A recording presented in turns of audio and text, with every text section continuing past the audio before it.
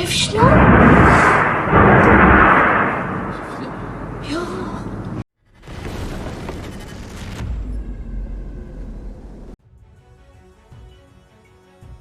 Rebel fractions in Syria are closing on Assad from north, south, and east. It seems that Assad's rule and his Russian and Iranian backers are finished.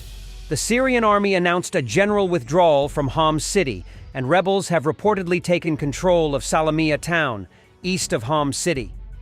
After Homs, the road are open to the Mediterranean coast and Russian bases in Latakia and Tartus, and the Asad stronghold Damascus.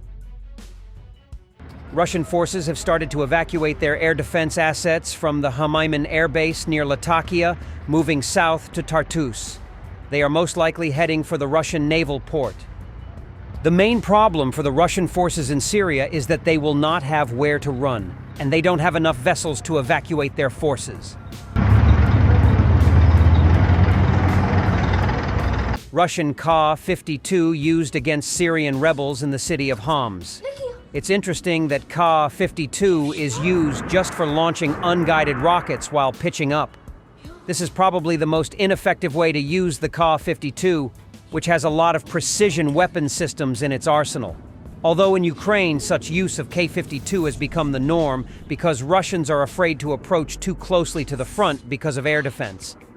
The fact that Russians use Ka-52 just to fire unguided rockets in Syria indicates either that Russians are afraid of anti-air capabilities of the Syrian rebels, even despite the fact that their capabilities are rather limited, or Russians just do not have enough stocks of modern precision weapons systems in Syria.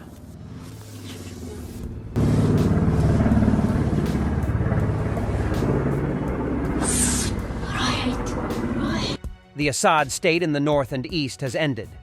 Aside from stragglers and defectors, there is no organized SAA anymore along the Euphrates River. Also, the Shia militias seem to accept the development. In reference to Palmyra, there seems to be even a race between all of rebel factions. Syrian rebels, HTS from the north, and US-backed rebels from the south, Al-Tanf, as well as US-backed SDF forces from the Euphrates, Tabqa, are currently converging on this famous desert city.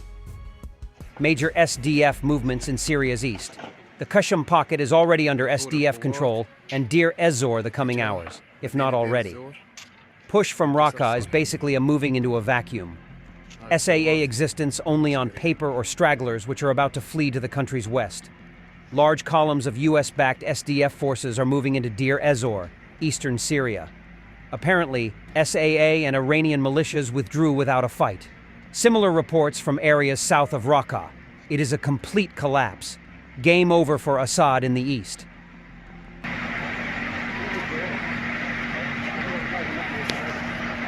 The Assad state has almost completely ceased to exist in the southern Daraa province. Even in the neighboring Suwaida province, the dissolution is speeding up, and in the Quneitra province, it looks no different. The Assad chapter is closing in Syria's south. Syrian government control over southern Syria has completely collapsed. Rebels from the Southern Operations Room controls the entire city of Daraa and dozens of cities, towns, and military barracks. Members of the Druze community are tearing down the symbols of the Assad rule in Syria's Suwaida province. It is coming to an end here as well. This is Daraa in the south of Syria.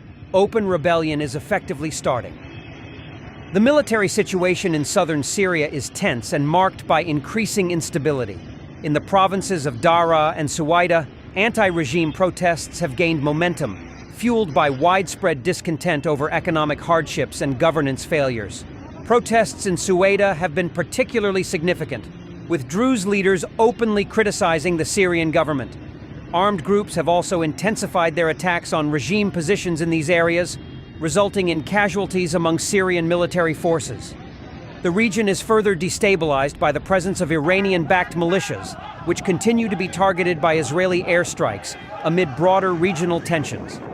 This escalation reflects the growing challenges faced by the Syrian government as it struggles to maintain control in the south, compounded by resource shortages and local resentment. But now we see that the south is lost. Russian Z blogger Fighter Bomber says the situation in Syria is catastrophic.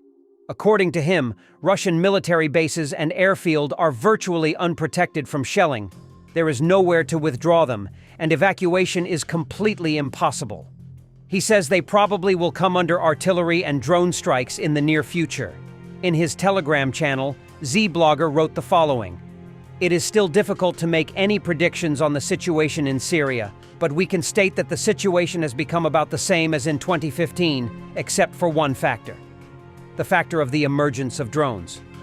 Drones, which no one anywhere has learned how to reliably fight against. All other weapons of the Islamists do not differ much in quality and quantity from what they had in 2015. The people are still the same. How does this difference threaten us?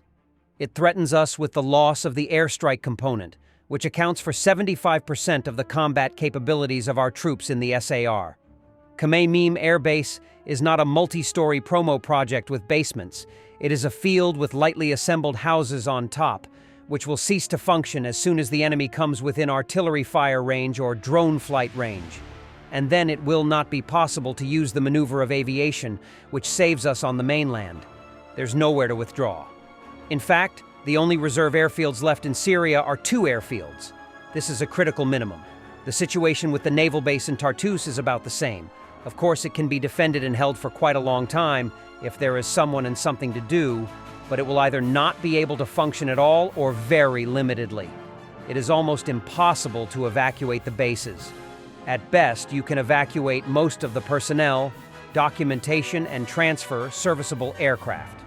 Well, some equipment, which is on the move, can be placed on dry cargo ships and landing ships, but of course not all. All other equipment will remain on the bases.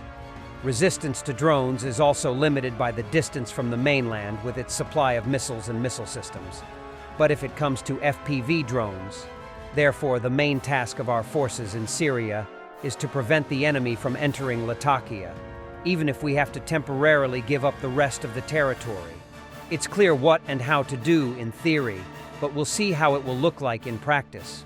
There is no need to be surprised by the speed of the enemy's seizure of territories. It works both ways.